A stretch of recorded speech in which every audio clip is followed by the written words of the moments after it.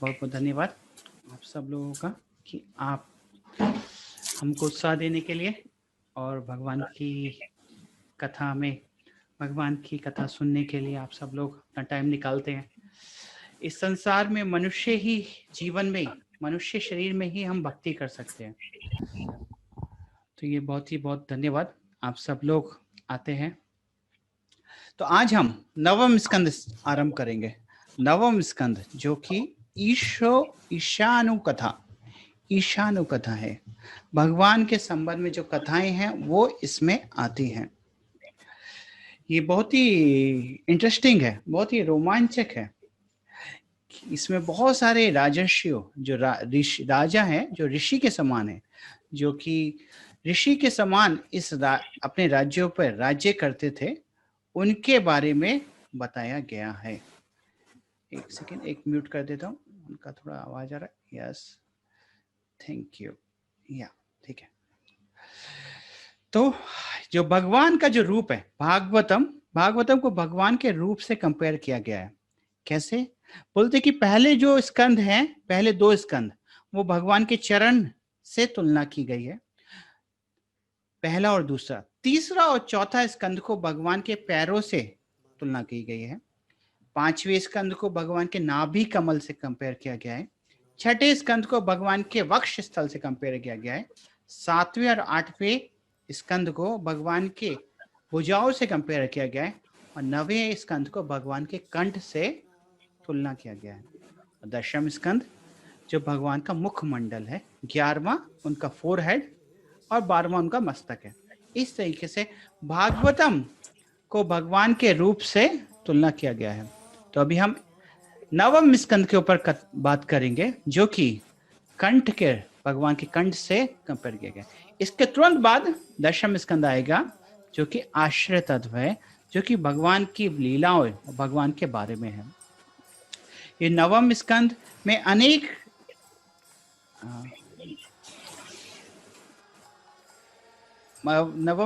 अनेक राजाओं की कथा आती है, विशेष करके अम्बरीश महाराज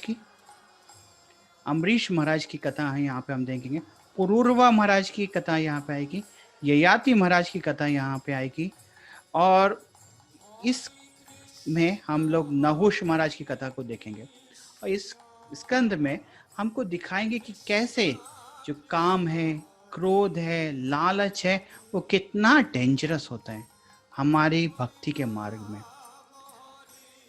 और इस स्कंद में ही हम देखेंगे भगवान राम और भगवान श्री कृष्ण इस संसार में अवतरित होंगे। तो नवा स्कंद को समझना थोड़ा मुश्किल है, लेकिन हम उसको बहुत ही सरल रूप में करने की कोशिश करेंगे। तो नवम स्कंद को देखेंगे तो उसमें टोटल 24 अध्याय हैं। ठीक है। अभी मेनली 2 वंशों की उसमें कथा करी गई है, सूरज वंश, सूर्यवंश और चंद्रवंश। सूर्यवंश में भगवान श्री राम आए, चंद्रवंश में भगवान श्री कृष्ण आए। तो देखेंगे तो करीब पहले 13 अध्याय सूर्यवंश के ऊपर है और बाद के 11 अध्याय चंद्रवंश के ऊपर है। सूर्यवंश, चंद्रवंश, भगवान राम, भगवान श्री कृष्ण, 13 अध्याय, 11 अध्याय, इस तरीके से टोटल 24 अध्याय भागवतम में दिए गए हैं, भागवतम के नवम स्कंद में है। यहां तक ठीक है? Is it clear? ठीक है, धन्यवाद। अभी आगे बढ़ते हैं। तो पहला अध्याय जो स्टार्ट होता है उसमें वैवस्वत मनु जो सूर्य के पुत्र थे, उनके वंश के बारे में बताना शुरू करते हैं। जो सूरज विवस्वान, उनके पुत्र वैवस्वत जो इस मनवंत्र में मनु बने, उसके वंशजों के बारे में बताते हैं। अगर आप श्रीमद् भागवतम खोलेंगे तो उसके अंत में एक चार्ट दिया हुआ है। ये चार्ट बहुत ही महत्वपूर्ण है। इस चार्ट को देखेंगे तो आपको पूरा का पूरा समझ में आएगा कि इस पूरे वंशज में कौन कौन से राजा आए। एक्चुअली में मैं सोचा था ये चार्ट को पहले फोटो खींच लूंगा और यहाँ पर आपके प्रेजेंटेशन में दिखा पाऊंगा, लेकिन समहाउ वो हो नहीं पाया क्योंकि मेरा ये वीडियो काम करना बंद कर दिया था। एनीवे, तो सबसे पहले हम देखते हैं कि वैवस्वत मनु के जो पुत्रों में थे, उसमें सबसे पहले पुत्र के बारे में बताते हैं जिनका नाम था ईला। अब ये बोलेंगे आप पुत्र है, नाम ईला है, ये क्या, ऐसा कैसे हुआ? तो वैवस्वत मनु की पत्नी का नाम था श्रद्धा। बहुत ही इंटरेस्टिंग कहानी है, आपको बहुत ही इंटरेस्ट आएगा इस कहानी में। तो फिर उनको कोई पुत्र नहीं था, कुछ समय तक कोई भी पुत्र नहीं हो रहा था। तो वो वशिष्ठ की बहुत ही उपासना करते हैं, वशिष्ठ को प्रार्थना करते हैं, और वशिष्ठ की कृपा से वशिष्ठ उनको यज्ञ के द्वारा करते हैं जिससे कि उनको एक पुत्र प्राप्त हो जाए, एक यज्ञ करते हैं। लेकिन उनकी जो पत्नी थी वो चाहती थी कि पुत्री हो। तो वैवस्वत मनु चाहते थे पुत्र हो, पत्नी श्रद्धा चाहती थी कि पुत्री हो।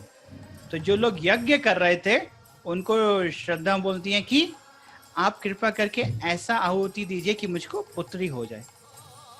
और कुछ समय बाद जब उनको गर्भ होता है, उनको बच्चा होता है, तो देखते हैं कि वो पुत्री है और उसका नाम वो ईला रखते हैं। तो उधर वैवस्वत मनु को बहुत ही आश्चर्य होता है कि हमने यज्ञ करा पुत्र के लिए और उत्पन्न हो गई पुत्री, ऐसा कैसे? तो फिर वो वशिष्ठ के पास जाते हैं, वशिष्ठ को प्रार्थना करते कि हे मुनिवर, ऐसे कैसे हो गया, आप कृपा करके कुछ करिए, हम तो एक पुत्र चाहते थे, ये पुत्री कैसे हो गए? तो वशिष्ठ उस समय भगवान को प्रार्थना करते हैं, विष्णु को आराधना करते हैं, और विष्णु की कृपा से वह पुत्री पुत्र में बदल जाती है। तो ईला सुद्युम्न हो जाती है। ठीक है, अभी पहले पुत्री थे, अभी पुत्र हो गए। पहले एक लड़का था, लड़की थे, अभी लड़का हो जाते हैं। तो फिर वो धीरे धीरे बड़े होते हैं। तो बड़े होकर एक बार जंगल में शिकार करने गए होते हैं। तो जब जंगल में शिकार कर रहे होते हैं तो अपने साथ बहुत सारे सैनिकों के साथ वहां पर शिकार कर रहे होते हैं। तो भूल से वो शिव जी के एक वन में जाते हैं, जो शिव जी का प्राइवेट वन था। उन कंदरों में चले जाते हैं, और जैसे ही वो सब वहां पर जाते हैं तो तुरंत जितने भी पुरुष थे सब स्त्री बन जाते हैं, जितने भी सैनिक थे वो सब महिला पुलिस बन जाते हैं, और जो सुद्युम्न था वो फिर से एक स्त्री बन जाते हैं। तो फिर अभी वो स्त्री बन के वहां पे घूम रहे होते हैं। तो क्या करें, अभी राज्य में जाएंगे, राज्य में तो पुत्र सब देखते थे राजा हैं, लेकिन अभी स्त्री हो गए तो कैसे जाएं?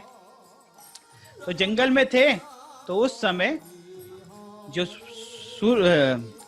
चंद्रमा के पुत्र हैं बुध, वो उनको देख के बहुत आकर्षित हो जाते हैं, सुद्युम्न को देख के बहुत आकर्षित हो जाते हैं, जो कि अभी एक स्त्री के रूप में थे, और वो उनके साथ विवाह करते हैं, और विवाह से उनको एक पुत्र भी उत्पन्न हो जाता है जिसका नाम होता है पुरूरवा, जिसकी कथा, लंबी कथा आएगी इसी स्कंद में। अभी उस समय ईला, अभी वो सुद्युम्न से ईला हो गए, अभी स्त्री हो गए, अभी क्या करें, कैसे राज्य में जाए?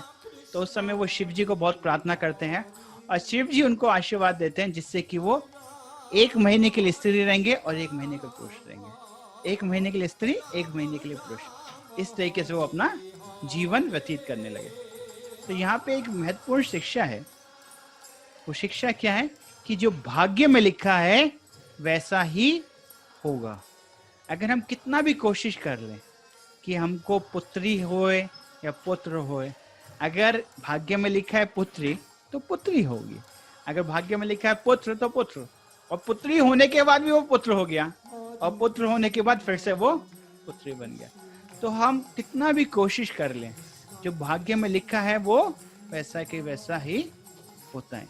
ये चीज हमको अपने जीवन में समझना है, पहला चीज।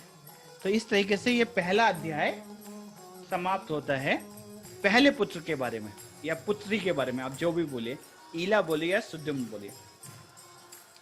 दूसरे अध्याय में वो बताते हैं कैसे जो उनके अलग अलग और पुत्र हुए उन के बारे में बताते हैं, कवि के बारे में बताते हैं, शर्यती के बारे में बताते हैं। तो जो दूसरे पुत्र थे उनका नाम था प्रशाधर।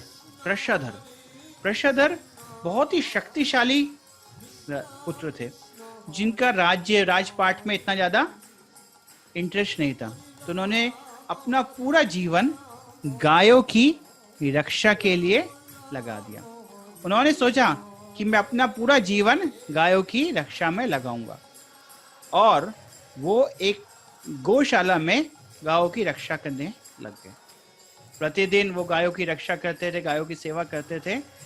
एक दिन रात में जब वो गायों की रक्षा कर रहे थे, उस समय वहां पर एक शेर आ गया, और शेर जब आया तो वो तुरंत उठ के उसको बचाने के लिए गए, गायों को बचाने के लिए, गायों की रक्षा के लिए वहां पर जाते हैं।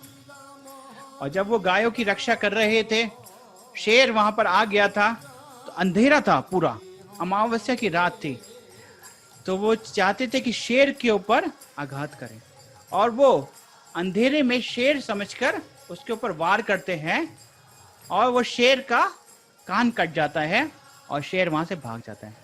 लेकिन उसी वार में वो तलवार एक गाय को लगती है और गाय मर जाती है। जब अगले दिन सबको पता चलता है कि प्रशोधर ने गाय की हत्या कर दी, तो फिर जो वहां पे वशिष्ठ मुनि थे उनको बहुत ही क्रोध आता है, और वशिष्ठ मुनि उनको शाप दे देते हैं।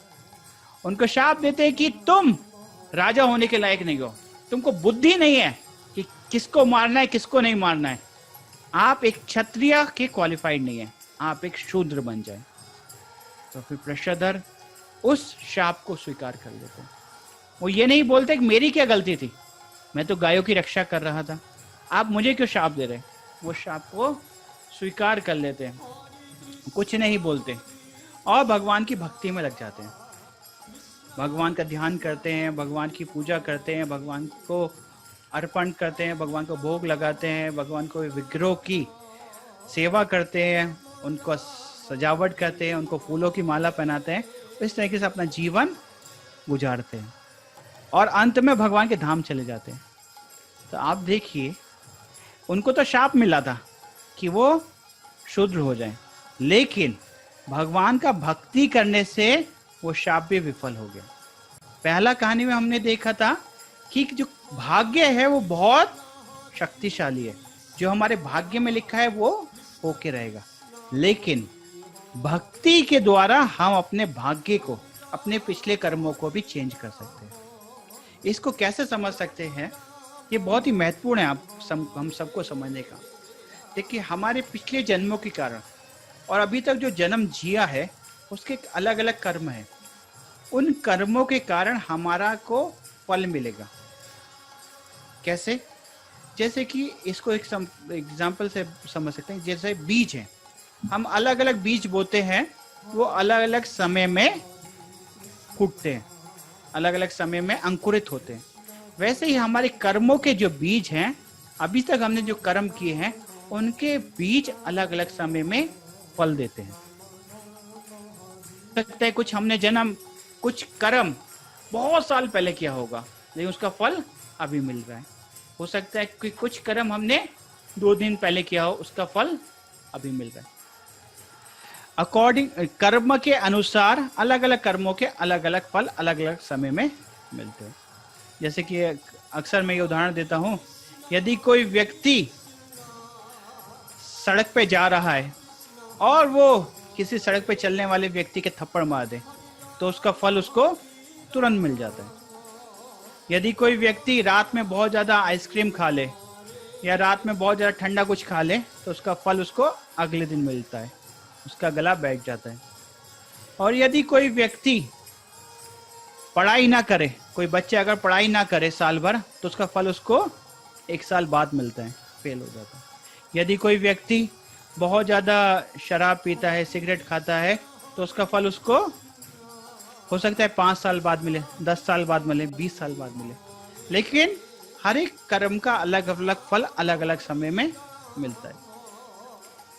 तो पिछले जन्मों को कर्मों का, इस जन्म के कर्मों का फल हमको भोगना पड़ता है, उसको हम अब चेंज नहीं कर सकते। लेकिन अभी हम अच्छा कर्म करेंगे तो उसके हिसाब से हमको फ्यूचर में अच्छा फल मिलेगा। लेकिन अगर हम भगवान का भक्ति करते हैं, भगवान की भक्ति के द्वारा पिछले जितने भी बुरे कर्म हैं उन सब के फल से हम मुक्त हो सकते हैं। बोलते हैं भक्ति के द्वारा वो सारे बीज फ्राई हो जाते हैं, जैसे तेल में तल दिए जाते हैं तो वो अंकुरित नहीं होते। तो हमारे जितने भी पाप कर्म हैं उनसे हम मुक्त हो सकते हैं भगवान का भक्ति के द्वारा। कैसे? अरे ये समझने ऐसा है क्या? तो सब लोग भक्ति करेंगे और इन सब से मुक्त हो जाएंगे। हमने देखा अजामिल के जीवन में, देखा अजामिल ने केवल भगवान का नाम किया था और सारे पाप कर्मों से मुक्त हो गया। इसको लॉजिकली भी समझ सकते हैं। जैसे कि यदि कोई एक पिता है और उसने अपने बच्चे को कुछ गलती करा, उसने कुछ दंड दिया, लेकिन बच्चा अगर सुधर गया है तो पिता बोलेगा ठीक है अभी आपको सजा माफ, अभी आपको ये पनिशमेंट लेने की जरूरत नहीं है। वैसे ही जब भगवान देखते हैं कि ये जीव आत्मा भक्ति कर रहा है, अभी भक्ति करने में लग गया है, तो भगवान उनके पिछले कर्मों को मुक्त कर देते हैं। जैसे कि सुप्रीम कोर्ट का जज है या फिर प्राइम मिनिस्टर है, राजा है, राजा का पुत्र है, उससे कुछ गलती हो गया, लेकिन राजा चाहे तो सारे पाप को माफ कर सकता है। वैसे भगवान चाहे तो हमको सारे पापों से मुक्त कर सकते हैं। तो प्रसाधर ने कुछ कंप्लेन नहीं किया और भगवान का भक्ति में लग गए, और देखिए उस भगवान के धाम वापस चले गए। उनको वशिष्ठ के ब्रह्म ऋषि वशिष्ठ के शाप को भी फेस नहीं करना पड़ा, उससे भी वो मुक्त हो गए। तो यहाँ पे ये बहुत ही महत्वपूर्ण हमको शिक्षा मिलती है कि भगवान का भक्ति कितना शक्तिशाली है। भगवान का भक्ति से हम अपने सारे पापों से मुक्त होकर भगवान के धाम जा सकते हैं। एक और शिक्षा मिलती है यहाँ पे, प्रसाधर ने कुछ कंप्लेन नहीं किया। उन्होंने ये नहीं कहा कि मेरी क्या गलती है, आप मुझे क्यों श्राप दे रहे हैं। उन्होंने उसको भगवान की इच्छा मानकर स्वीकार कर लिया। ऐसा ही हमने कुछ समय पहले भी देखा था, जब चित्रकेतु महाराज जब अपने विमान में जा रहे थे तो उन्होंने शिव जी को देखा। शिव जी अपनी धर्म पत्नी पार्वती को अपनी गोद में बिठाकर भगवान की कथा कर रहे थे। तो वहां पर चित्रकेतु महाराज हंस दिए, और हंसे इसलिए थे कि शिव जी आप ही ऐसा कर सकते हैं उनके ग्लोरिफिकेशन के लिए। लेकिन माता पार्वती को वो बहुत ही बुरा लगा। वो बोलते हैं चित्रकेतु तुम कौन हो जो शिव जी को करेक्ट कर रहे हो? यहाँ पे नारद बैठे हैं, व्यास देव बैठे हैं, सारे मुनि बैठे हैं, कथा सुन रहे, वो कोई नहीं बोल रहा है, तुम इस संसार को ठीक करने का वो लिया है। तो वो शाप दे देते हैं पार्वती उनको। लेकिन चित्रकेतु महाराज कुछ उसको नहीं बोलते, कुछ रिटेलिएट नहीं करते, कुछ कंप्लेन नहीं करते, उसको स्वीकार कर लेते हैं। वो बोलते हैं कि भगवान की यही इच्छा है और मैं भगवान की इच्छा मानकर उसको स्वीकार करता हूँ, लेकिन मेरा ऐसा कोई विचार नहीं था कि मैं शिव जी को अपराध करूं। तो जीवन में कभी कभी ऐसा होता है, हमको लगता है कि ये मेरे साथ क्यों हो रहा है, ये मेरे जीवन में दुख क्यों आ रहा है, ये व्यक्ति मेरे साथ ऐसा क्यों कर रहा है। अगर हमको समझ में आ रहा है कि ठीक है ये हमारे पाप कर्मों के कारण है तो ठीक है, अगर नहीं भी आ रहा है उसको भगवान की इच्छा मानकर स्वीकार करिए। अगर हम ऐसा करते हैं तो भगवान प्रसन्न होते हैं। कैसे? हमने देखा था जब पृथु महाराज अपना यज्ञ कर रहे थे, पृथु महाराज चौथे स्कंद में या चौथे या पांचवें स्कंद में पृथु महाराज अपना यज्ञ कर रहे थे, तो उस समय इंद्र आए और उनका घोड़ा चुरा के लेके जाते हैं। अभी वो 99 यज्ञ कर चुके थे और 100वां यज्ञ कर रहे थे। उस समय बार बार इंद्र आते हैं और उनका घोड़ा चुरा के लेके जाते हैं, यज्ञ का घोड़ा। तो उस समय ब्रह्मा जी आते हैं, पृथु को बोलते हैं कि पृथु आप एक काम करिए, आप यज्ञ मत करिए। वो इंद्र वैसे ही गलती करता रहता है और फिर वो और परेशान करेगा, तो आप यज्ञ करना बंद कर दीजिए। तो पृथु महाराज ने ये नहीं बोला अरे मेरी क्या गलती है, इंद्र चोरी करा, इंद्र ने रुकावट डाली, मैं अच्छे से यज्ञ कर रहा हूं, आप मुझे क्यों मना कर रहे हो। लेकिन पृथु ने सोचा कि ब्रह्मा जी मुझे बोल रहे हैं, मैं उनकी आज्ञा का पालन करता हूँ, और उन्होंने उनकी आज्ञा का पालन किया, जिससे कि क्या हुआ, भगवान बहुत प्रसन्न हुए। क्योंकि यज्ञ किसके लिए कर रहे थे? भगवान की प्रसन्नता के लिए। भगवान स्वयं वहां पर आ गए उनको दर्शन देने के लिए। जीवन में जब कभी कभी बहुत कष्ट आए, जब जीवन में बहुत विपरीत परिस्थितियां आए, यदि उनको हम भगवान की कृपा मान के स्वीकार करते हैं तो भगवान हमारे से बहुत प्रसन्न होते हैं और हमको भगवान की कृपा प्राप्त होती है। तो ये दो शिक्षाएं हम देखते हैं भाग्य के ऊपर। पहले में हमने देखा ईला और सुद्युम्न जो भाग्य को चेंज नहीं कर पाए, लेकिन दूसरे में हमने देखा प्रषाधर जो कि अपने पिछले भाग्य को भी चेंज कर देते हैं। इस तरीके से ये दो कथाएं हम लोग यहाँ पर देखते हैं, पहले अध्याय में और दूसरे अध्याय में। तीसरे अध्याय में वो बताते हैं कि उनके तीसरे पुत्र से शर्यती। आपने ये चार्ट खोला है क्या? ये चार्ट देखा क्या भागवतम के पीछे? ओके, अगर आपको चार्ट मिल गया तो बहुत ही अच्छा है। तो शर्यती की एक कन्या थी जिनका नाम था सुकन्या।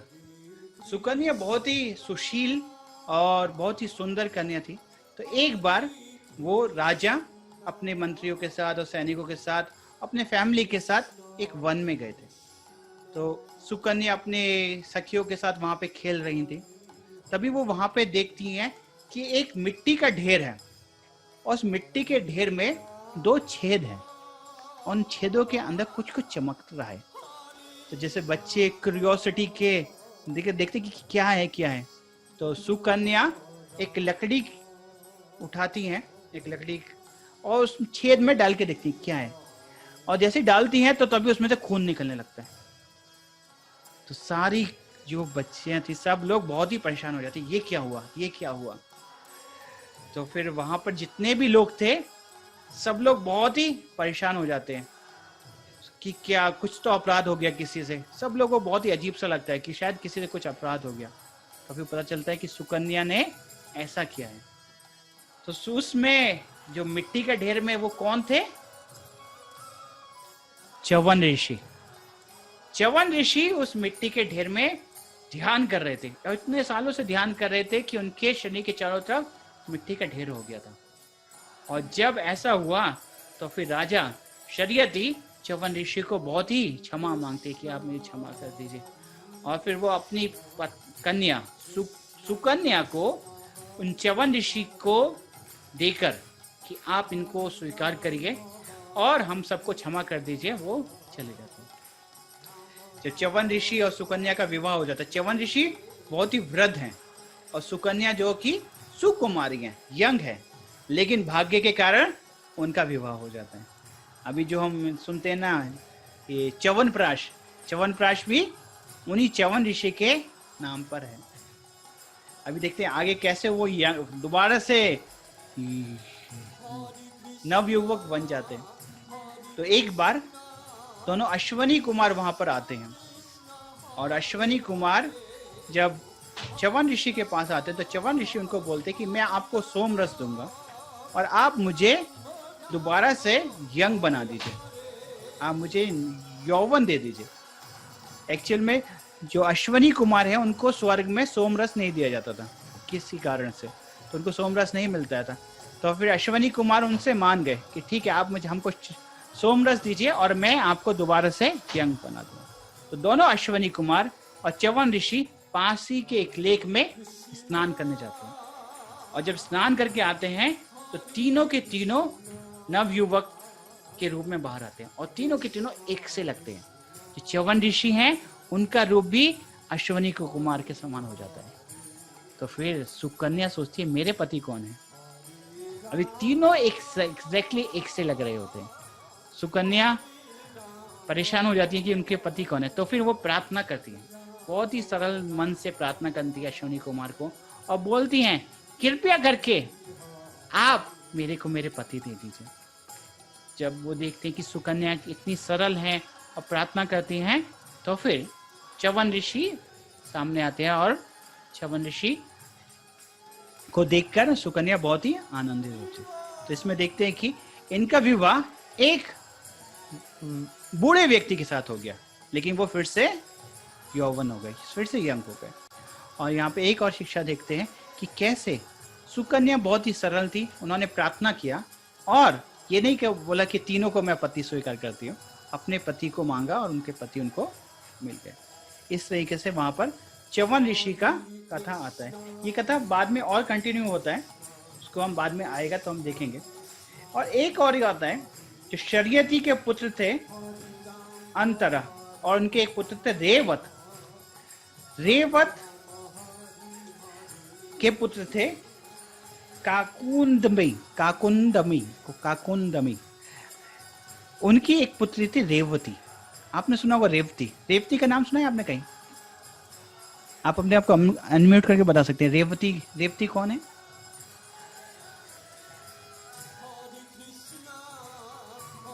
आप अनम्यूट करेंगे तो बताएंगे। एक से अनम्यूट कर देते हैं हमारे माता जी पिताजी को।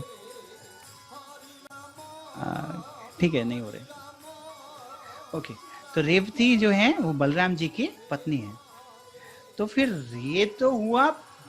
अभी एक चीज और बताते हैं, जो ये मन मंत्र चल रहा है उसमें 71 चतुर्युग है, और भगवान श्री कृष्ण आए 28वें चतुर्युग में, और ये कथा चल रहा है पहले चतुर्युग की। तो रेवती जिसका जन्म हुआ पहले चतुर्युग के सतयुग में, उनका विवाह 28वें युग में बलराम जी के साथ कैसे हुआ, इसके बारे में बताते हैं।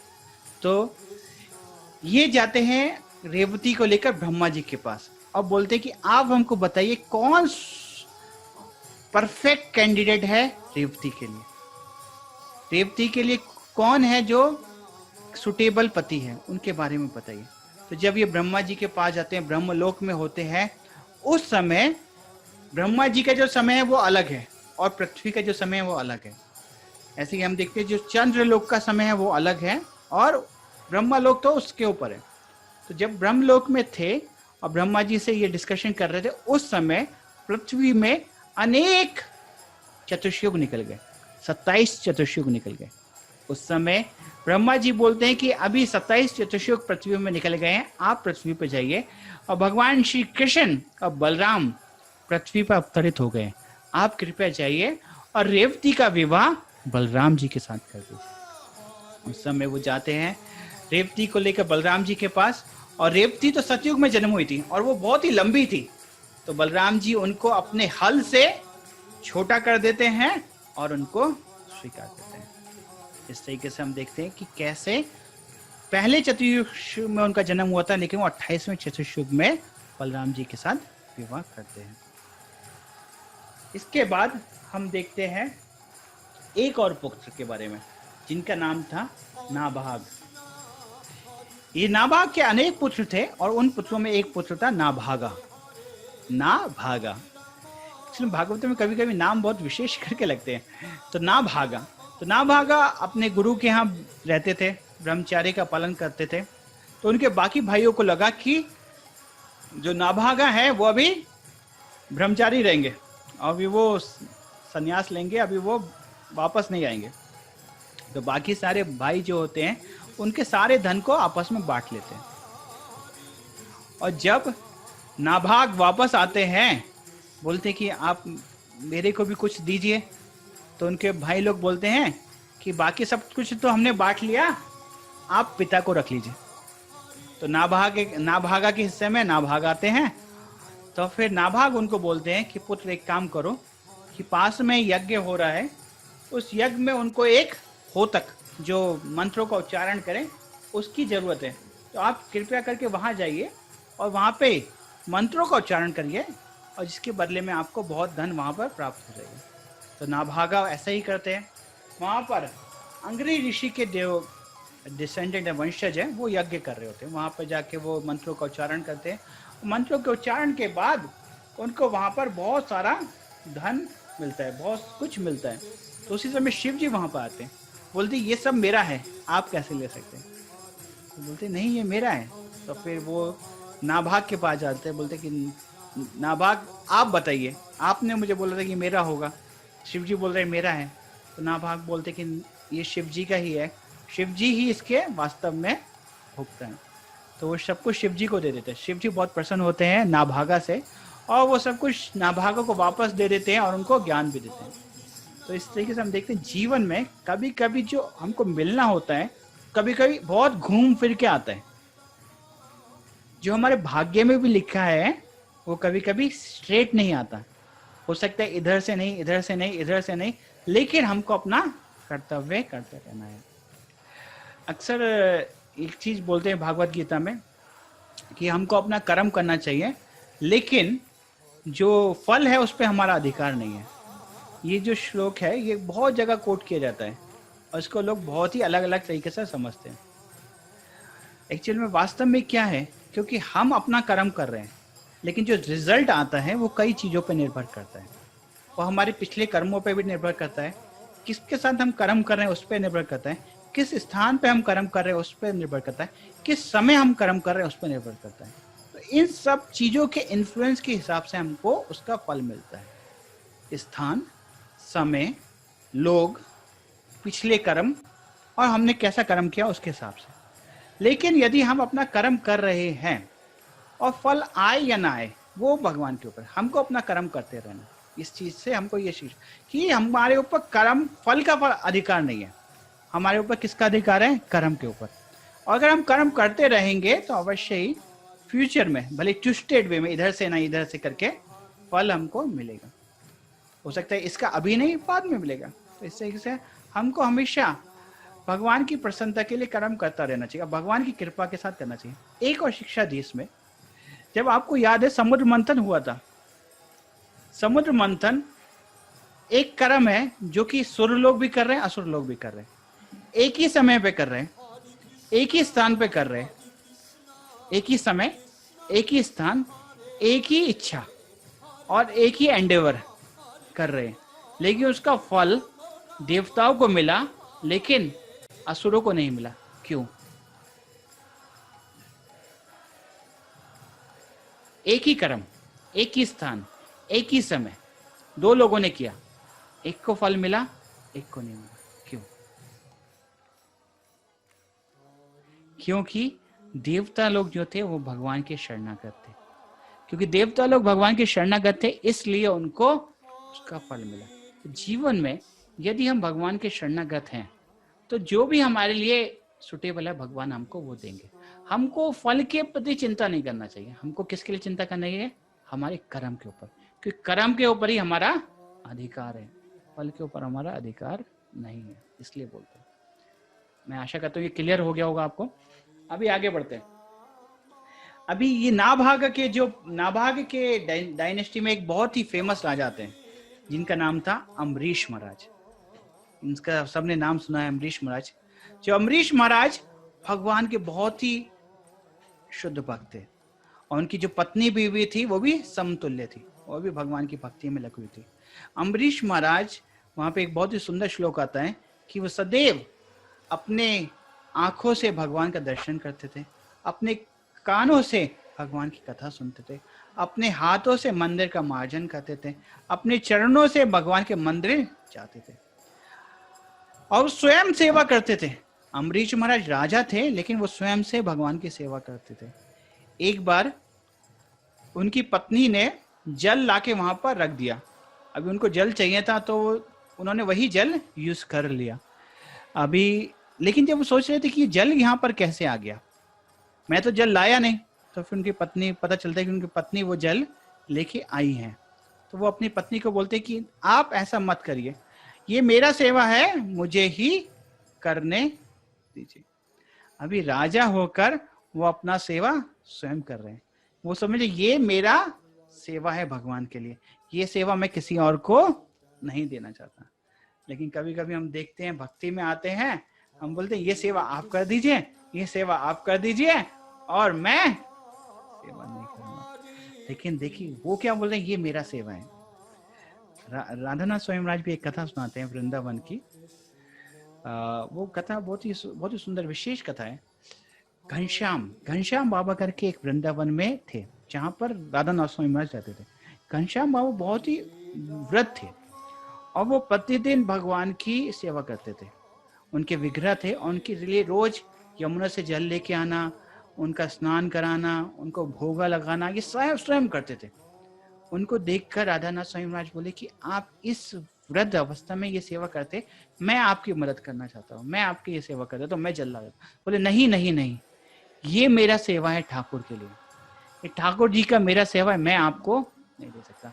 और आप तो ठाकुर जी के मेहमान हैं, मैं आपसे कैसे सेवा दे सकता हूँ। अभी देखते हैं प्रभुपाद जी भी अंत समय में 1977 में जब वो प्राण छोड़ रहे थे, उस समय भी वो श्रीमद् भागवतम का ये अनुवाद कर रहे थे। ये प्रभुपाद जी की कृपा है कि हमको ये अनुवाद है। प्रभुपाद जी उस समय भी अनुवाद कर रहे थे। कोई बोलेगा कि अरे ठीक है, अभी तो इस्कॉन इतना स्थापित हो गया है, इस्कॉन में अनेक भक्त हो गए हैं, लेकिन प्रभुपाद जी तब भी सेवा कर रहे थे। ये बहुत ही महत्वपूर्ण है कि हमको भगवान की सेवा के साथ जोड़ लेना है। कभी कभी एक चीज होता है, ये बहुत ही विशेष है, मुकुल लीलापू अक्सर हमको बोलते हैं कि ये जो बुक वितरण है, जो बुक डिस्ट्रीब्यूशन है, ये कुछ लोग सोचते हैं कि हम क्यों करें, हम करें ना करें कोई तो कर लेगा और बुक वितरण हो जाएगी, या कोई सेवा है। लेकिन एक्चुअल में जब हम जाते हैं भगवान के बुक वितरण करने के लिए, तो हम अपने आप को भगवान से जुड़ा हुआ मानते हैं, हम अपने आप को भगवान की सेवा से जुड़ा हुआ मानते हैं, भगवान की बुक से जुड़ा हुआ मानते हैं। जितना हम ये सेवा करते हैं उतना ही हमारा भगवान के साथ संबंध घनिष्ठ होता है। बुक डिस्ट्रीब्यूशन तो होता ही है, लेकिन इससे हमारा कल्याण होता है। तो बुक डिस्ट्रीब्यूशन ये नहीं है कि हम संसार के कल्याण के लिए जा रहे हैं, वो तो सेकेंडरी है। पहला होता है कि हम भगवान से जुड़ जाते हैं। अभी कोई बोलता है अरे भगवान को भोग लगाने की क्या जरूरत है, संसार में इतने मंदिरों में भगवान को भोग लगा रहे हैं, और भगवान को क्या मेरा ही खाना खाना है? अरे भगवान को आपके खाने की जरूरत नहीं है, लेकिन जब भगवान को हम भोग लगाते हैं तो भगवान से हमारा संबंध और स्ट्रांग हो जाता है। तो इसलिए हम भगवान को भोग लगाते हैं। अक्सर हम बोलते हैं हमारी माता पिता को, अगर भाई आप भी भोग लगाइए, बोलते हैं कि नहीं हम उतना अच्छे से नहीं करते, उतना जितना अच्छे से है उतना करने का कोशिश करना चाहिए। जीवन में कभी भी हम परफेक्ट नहीं होंगे, तो ये जितना भी करेंगे उसके बाद और अच्छा करने का मन करेगा। और अक्सर लोग सोचते हैं कि मैं परफेक्ट होऊंगा तभी करूंगा। तो परफेक्शन का जो ये भाव है ना, ये हमको प्रोक्रेस्टिनेट करता है, ये हमको जीवन में करने के लिए रोकता है। हम आज जिस अवस्था में जैसा भी है, उसी अवस्था में अगर भगवान का करना शुरू करें और उसको प्रतिदिन थोड़ा थोड़ा अच्छा करते जाएं, तो हम एक दिन अवश्य ही परफेक्ट हो जाएंगे। यदि हम सोचें कि हम जीवन में तभी करेंगे जब हम परफेक्ट हो जाएंगे, तो हम कभी नहीं कर पाएंगे। तो आज से ही भोग का लगाने की कोशिश करिए, जितना है उतना कोशिश करिए। अब भगवान तो भावग्राही है, भगवान आपको बुद्धि भी देंगे और सहायता भी करेंगे, लेकिन प्रयास करिए। लेकिन प्रयास नहीं करेंगे, सोचेंगे जब हम परफेक्ट हो जाएंगे तब करेंगे, तो जीवन शेष हो जाएगा और परफेक्शन कभी नहीं आएगा।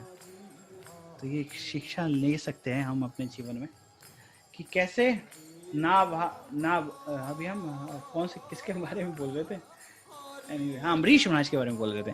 अम्बरीश महाराज तो कैसे वो सेवा करते थे, उनकी सेवा पे ये सब बोल दिया, क्षमा कर दीजिए, अगर ज्यादा बोलते तो क्षमा कर दीजिए। हम भी अपने जीवन में स्ट्रगल कर रहे हैं, कोशिश करते हैं।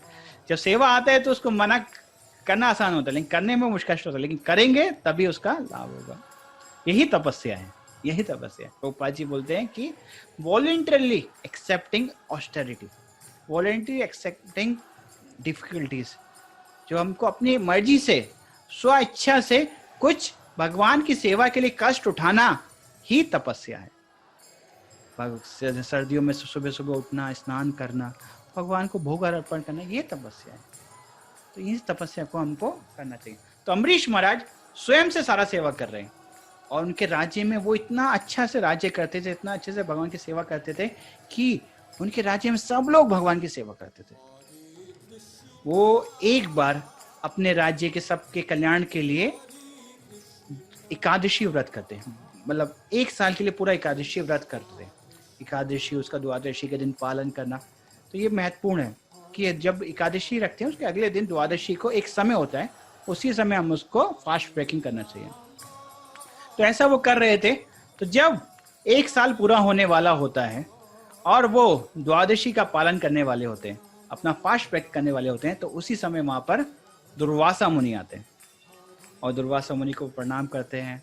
दुर्वासा मुनि बोलते हैं कि आयुष्मान भव, जो भी आशीर्वाद वगैरह देते हैं। तो उस समय बोलते हैं कि आप आइए, कुछ प्रसाद ग्रहण करिए। तो दुर्वासा मुनि बोलते कि ठीक है, मैं यमुना में जाके स्नान करके आता हूँ। फिर तो उधर वो जाते हैं स्नान करने, और इधर जो फास्ट ब्रेकिंग का जो समय था वो निकल रहा था। अभी एक साल पूरा व्रत किया था, उसका फल अभी मिलने वाला था, अभी वो फास्ट ब्रेकिंग का समय निकल रहा था। तो सोच रहे थे क्या करें क्या ना करें।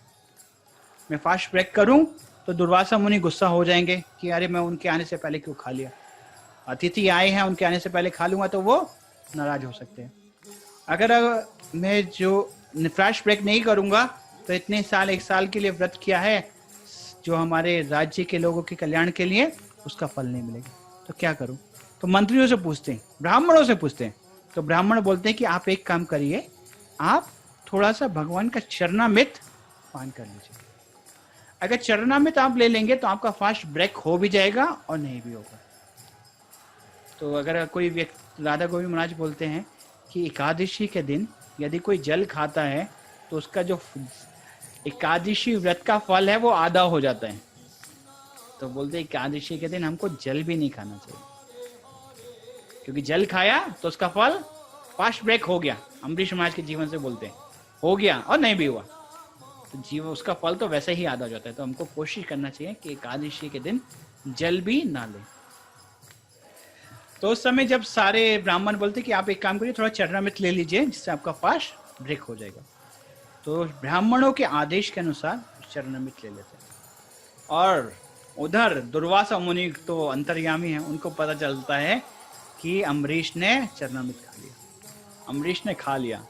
और फिर वो आते हैं और बहुत ही गुस्सा होते हैं, बोलते तुम अतिथि, तुम्हारे घर में ब्राह्मण आए, तुम्हारे घर में अतिथि आए और तुम उनको खिलाने से पहले स्वयं खा लिए और बहुत बड़े भक्त बनते हो, तुमको इतने भी एटिकेट्स नहीं आते कि किसका कैसे सम्मान करना है।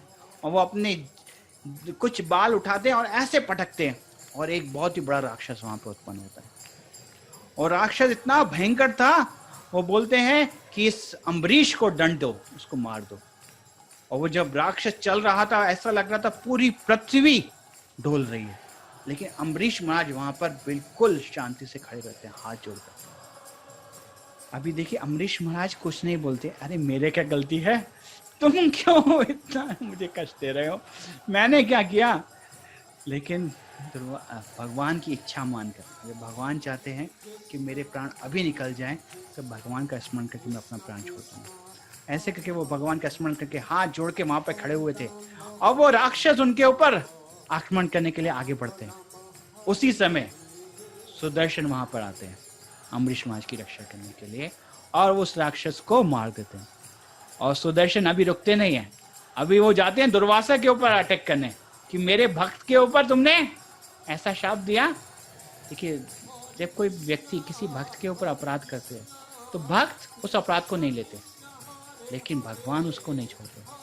जैसे कोई व्यक्ति है, उसका बच्चा है, मैं पहले भी शायद एग्जाम्पल दिया था, यदि कोई व्यक्ति का बच्चा तो इनोसेंट है, अब बच्चे को नहीं समझ में आता कि क्या सही है क्या गलत है, कोई व्यक्ति आया और उसने बच्चे को एक थप्पड़ मार दिया तो बच्चा से क्या समझ, लेकिन बच्चे का जो बाप है वो क्या छोड़ेगा।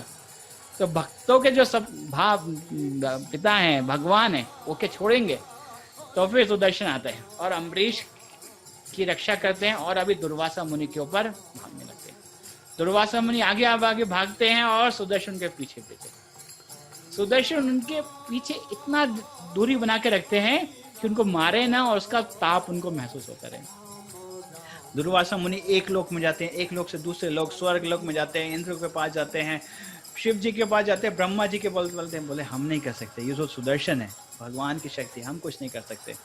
अंत में भगवान विष्णु के पास जाते हैं वैकुंठ में और वहां पर उनको प्रणाम करते हैं, बोलते कि भगवान मेरी रक्षा करिए। अब भगवान जो उनकी शरण में कोई भी आता है उसकी रक्षा करते हैं, लेकिन आज भगवान बोलते हैं कि मैं आपकी रक्षा नहीं कर सकता।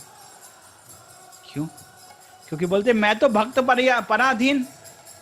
जैसे कि कोई पति अपनी पत्नी के प्रति बहुत ही आसक्त है और जो पत्नी बोलती है वैसा ही पति करता है, बोलते हैं भगवान, ये बोलते हैं कि इसी तरीके से मैं अपने भक्तों के प्रति अधीन हूँ, मेरे भक्त जैसे बोलते हैं मैं वैसे ही करता हूँ। आपने मेरे भक्त के ऊपर अपराध किया है, वही आपकी रक्षा कर सकते हैं। वहाँ पर विश्वनाथ चक्रवर्ती ठाकुर बहुत ही सुंदर से उसको एक्सप्लेन करते हैं, बोलते हैं भगवान ये तो बोलने की बात है, लेकिन वास्तव में तो आप ही शक्तिशाली हैं, आप ही। बोले नहीं, मैं अपने भक्तों के अधीन हूँ और भक्त ही चाहेंगे तभी आपकी रक्षा हो सकती है। अभी दुर्वासा मुनि क्या करें, फिर भागे जाते हैं और अम्बरीश महाराज के चरणों में गिर जाते हैं। अम्बरीश महाराज को प्रणाम करते हैं, बोलते हैं कि आप क्षमा कर दीजिए, मेरे से आपके चरणों में अपराध हो गया।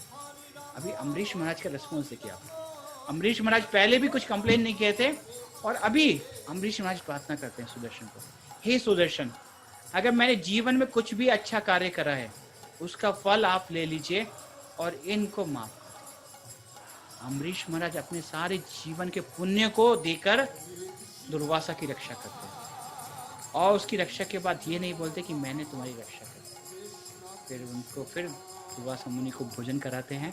उनको भोजन कराने के बाद फिर वो स्वयं भोजन। यहाँ पर हम एक भक्त का गुण देखते हैं, कैसे भगवान का भक्ति कर कर वो इस संसार की बड़ी बड़ी समस्याओं को भी बहुत ही आसानी से भगवान की कृपा समझकर उसको स्वीकार कर सकता है और जीवन में आगे बढ़ सकता है। इस तरीके से चौथा अध्याय और पांचवा अध्याय अम्बरीश महाराज की कथा के ऊपर है। फिर उसके बाद छठे अध्याय में एक और पुत्र थे भगवान के, इनके वैवस्वत मनु के, जिनका नाम था इक्ष्वाकु। इक्ष्वाकु का आपने नाम ले, भागवत गीता में आता है। इक्ष्वाकु के ही वंशजों में एक निमि महाराज हुए, और उनके वंशजों में एक पुरंजन हुए। पुरंजन, जिनका नाम हमने पहले भी सुना था, लेकिन ये पुरंजन अलग है। उनको जो इंद्र है अक्सर बुलाते थे, बोलते कि आप हमारे यहाँ आकर हमारी को मदद करिए युद्ध में। जब दैत्य लोग उनके ऊपर आक्रमण करते थे तो वो उनके पास आए थे और बोले थे कि आप हमारी मदद करिए जिससे कि हम देवताओं के साथ युद्ध कर सकें। तो फिर वो बोलते कि अवश्य ही मैं आपकी मदद करूंगा, लेकिन यदि इंद्र एक की सवारी, इंद्र मतलब इंद्र एक बैल बनेंगे और उनकी मैं सवारी करके फिर युद्ध करूंगा। तो फिर पहले तो इंद्र बोलते अरे मैं, लेकिन फिर बोलते कि ठीक है, अपनी जीवन रक्षा करना है तो ठीक है। तो इंद्र वहां पर एक बुल बनते हैं और उनके ऊपर सवार होकर वो देवताओं की तरफ से युद्ध करते हैं। इसलिए उनका एक नाम ऐसा भी बना, इंद्रवाहा। इंद्रवाहा मतलब जो इंद्र का वाहन करते हैं। और एक नाम उनका है काकुत्स्था। काकुत्स्था मतलब जो बैल का हम्प होता है उसको शायद काकू बोलते हैं, काकुत्स्था, जो काकू के जो बैल के हम्प के ऊपर बैठे थे, स्थान बैठना। इस तरीके से उनका बहुत ही ग्लोरियस वहाँ पर बताया गया। फिर एक और राजा आते हैं युवनाश। युवनाश के बारे में कथा करेंगे तो और टाइम लगेगा। एक जो बहुत ही महत्वपूर्ण है वो बता देते हैं यहाँ पर। उसी वंशजों में एक वंशज आते हैं, एक राजा आते हैं मानधाता। मानधाता राजा की 50 बहुत ही सुंदर कन्याएं थी। उनका विवाह शौबरी मुनि से हुआ, उसकी कथा वो वहां पर बताते हैं। तो शौबरी मुनि यमुना में तपस्या कर रहे होते हैं और अनेक वर्षों से वहां पर तपस्या कर रहे होते हैं। गंगा के, यमुना के अंदर, जल के अंदर अपनी सांस को रोककर तपस्या कर रहे थे, बहुत ही घोर तपस्या कर रहे थे। तो एक बार वो देखते हैं ये जो गरुण है आते हैं और मछली को खा के चले जाते हैं। गरुण आते हैं यमुना में, फिश को खा के चले जाते हैं। तो फिर उनको बहुत क्रोध आता है, बोलते हैं कि मैं शाप देता हूं गरुण को कि गरुण यदि यहाँ पर आएंगे तो भस्म हो जाएंगे। गरुण भगवान के भक्त है और उनका प्रकृति है गरुण के शरीर में मछलियों को खाना, लेकिन ये उनको शाप दे देते हैं। तो फिर गरुण वहाँ पर नहीं आते। इसीलिए हम आगे देखेंगे कालिया उसी वहाँ पर रहते हैं, क्योंकि कालिया को गरुण से बहुत डर लगता है। तो कालिया वहाँ पर उसी लेक में जाकर रहते हैं। तो च्यवन ऋषि वहाँ पर तपस्या कर रहे होते हैं। उस समय देखते हैं कि गरुण के प्रति अपराध हो जाता है। अब जब भगवान के भक्त के प्रति अपराध हो जाता है तो हम ध्यान नहीं कर सकते। जैसे कि हमने देखा था ध्रुव महाराज की कथा में भी, जब ध्रुव महाराज के भाई को, उत्तम को यक्ष लोग मार देते हैं तो सारे यक्षों को समाप्त करने जाते हैं। उस समय स्वयंभू मनु आते हैं, उनको बोलते कि आप शांत हो जाइए, सारे यक्षों को मत नष्ट करिए। उस समय कुबेर आते हैं और उनको बहुत ही आशीर्वाद देते हैं, बोलते कि आपको जो इच्छा है आप मांग लीजिए। तो उस समय ध्रुव महाराज बोलते हैं कि मेरा भगवान में हम सदैव मन लगा रहे, मैं कभी भगवान को भूलूं ना, मैं भगवान का सदैव ध्यान करता रहूं, ऐसे करके आशीर्वाद आ। क्यों? अभी ध्रुव महाराज तो भगवान के शुद्ध भक्त हैं, कुबेर जो कि भगवान के भक्त नहीं है, देवता हैं, लेकिन उनको भी वो ऐसा आशीर्वाद मांगते। क्यों? क्योंकि यदि उनके चरणों में अपराध हो जाएगा तो उनका भगवान का ध्यान नहीं कर पाएंगे। तो भगवान के भक्तों के प्रति यदि हम अपराध करते हैं तो हमारा भक्ति में रुकावट होता है। कि हमको एक शिक्षा लेना चाहिए, कोशिश करना चाहिए। अब देखिए प्रश्नाधर के हम एग्जाम्पल सीखते हैं, राधे श्याम को अक्सर ये एग्जाम्पल देते हैं कि भक्ति में अक्सर होता है इधर उधर, कभी भक्तों आपस में कुछ हो सकता है, लेकिन हमको प्रश्नाधर के समान उसको टॉलरेट कर लेना चाहिए। तो फिर लेकिन शौबरी मुनि जो होते हैं वो ध्रुव, जो शौबरी मुनि गरुण को शाप दे देते हैं। फिर वो ध्यान कर रहे होते हैं तो वो देखते हैं कि जो दो मछलियां हैं वो संग कर रही है। उनको संग करते हुए उनके अंदर भी संग करने की इच्छा आ जाती है, उनके अंदर भी विवाह करने की इच्छा होती है। तो फिर वो जाते हैं, अपनी तपस्या छोड़कर जाते हैं और मानधाता के पास जाते हैं। और मानधाता राजा को बोलते हैं कि मैं विवाह करना चाहता हूं, आप अपनी कन्या मुझे दीजिए। अभी शौबरी मुनि बूढ़े थे, इतने सालों से तपस्या कर रहे थे, उनके साथ कौन विवाह करता? तो फिर सारी कन्याएं, तो शौबरी मुनि को समझ में आता है कि क्या कारण है। शौबरी मुनि जाते हैं और एक सुंदर रूप स्वीकार करते हैं, एक नवयुवक हो जाते हैं और वहां पर उपस्थित होते हैं। उनको देखकर सारी की सारी कन्याएं इतना आकर्षित हो जाती हैं कि 50 की 50 कन्याएं शौबरी मुनि के साथ विवाह कर लेते हैं। शौबरी मुनि उनके साथ विवाह करने के बाद भोग विलास में युक्त होते हैं, लेकिन उनका मन संतुष्ट नहीं होता है कि जो भगवान की भक्ति में एक बार लगते हैं उनको भौतिक इच्छाओं में संतुष्टि नहीं होती है। फिर उनको समझ में आता है ये भौतिक इच्छाएं हमको वास्तव में संतुष्ट नहीं कर सकते। उसके बाद फिर वो त्याग सब रिनाउंस करते हैं, और उनकी पत्नियां भी उनके चलनों पे का पालन करती हैं और वो सब लोग भगवान की प्राप्ति करते हैं। इस तरीके से शौबरी मुनि की कथा आती है, जो कि कथा ये 6 और 7वें अध्याय में आती है। इसके बाद भगवान राम के बारे में आते हैं। अब उसी मैं ये 5 मिनट में खत्म कर देता हूँ, चलेगा क्या? ठीक। तो उसी वंशज में जो है वहां पर एक राजा आते हैं बहुका जो थे वो बहुत ही शक्तिशाली राजा थे, लेकिन उनके जो दुश्मनों थे उनसे सारा का सारा धन ले लेते हैं। अब उनके पास कुछ नहीं रहता, तो वो जंगल में वानप्रस्थ के रूप में रह रहे होते हैं। तो उनकी पत्नी जो कि गर्भवती थी, उस समय बहुका का मृत्यु हो जाती है और उनकी पत्नी भी उनके साथ मरने वाली होती है। मतलब उनकी पत्नी भी सती प्रथा को स्वीकार करके उनके साथ अपने शरीर को त्याग करने वाली होती है। तो साधु लोग बोलते हैं कि आप अपने शरीर को मत त्याग करके, क्योंकि आपके घर में बच्चा है, आप उसको जन्म दीजिए। तो फिर वो आते हैं अपने राज्य में, और उनकी जो दूसरी पत्नियां हैं वो उनको जहर दे देती है। तो बहुका की पत्नी को उनकी जो दूसरी सौतेली पत्नियां थी वो जहर दे देती है, तो जिससे कि उनके घर में जो पुत्र है वो मर जाए। लेकिन वो पुत्र को कुछ नहीं होता है, और वो पुत्र अगर विष के साथ उत्पन्न होते हैं, इसलिए उनका नाम होता है सागर। सा प्लस अगर, जो कि अपने हाथ में विष को लेकर उत्पन्न हुआ, उनका नाम सागर हुआ। इनका नाम हम रामायण में सुनते हैं, सागर महाराज। और उन्हीं के वंशजों में एक बार फिर देखते हैं कि वो यज्ञ कर रहे होते हैं, और उस यज्ञ में का जो घोड़ा था वो इंद्र चुरा के लेके जाते हैं, और उस घोड़े को ले जाकर गंगा सागर में कपिल मुनि के आश्रम में बांध देते हैं। तो सागर महाराज अपने 60,000 पुत्रों को बोलते हैं कि घोड़ा ढूंढ के लेके आइए, और फिर वो जाते हैं। उनको पता चलता है कि वो कपिल मुनि के आश्रम में, और फिर वो जब देखते हैं कि वो घोड़ा कपिल मुनि के आश्रम में, तो उनको लगता है कि ये घोड़े को कपिल मुनि ने ही चुराया है। तो वो बोलते हैं कि मारो मारो करके उनको मारने के लिए उनकी तरफ बढ़ते हैं, लेकिन उनकी दृष्टि मात्र से 60,000 पुत्र वहीं के वहीं भस्म हो जाते। तो सागर महाराज के 60,000 पुत्र जब भस्म हो जाते हैं तो उनके कल्याण के लिए गंगा माता आती है, और उनको गंगा को कौन लेके आएगा? तो उनके पुत्र असमंजस कोशिश करते हैं, असमंजस भी सफल नहीं होते। तो फिर उनके पुत्र अंशुमान कोशिश करते हैं, फिर दिलीप कोशिश करते हैं, दिलीप के पुत्र भागीरथ बहुत तपस्या करते हैं और गंगा माता को प्रसन्न करते हैं, और गंगा वहां पे आने के लिए स्वीकार होती है। लेकिन जब गंगा आएंगी तो कैसे आएंगी? उनके वेग को कौन धारण करेगा? तो शिव जी की उपासना करते हैं, शिव जी स्वीकार करते हैं।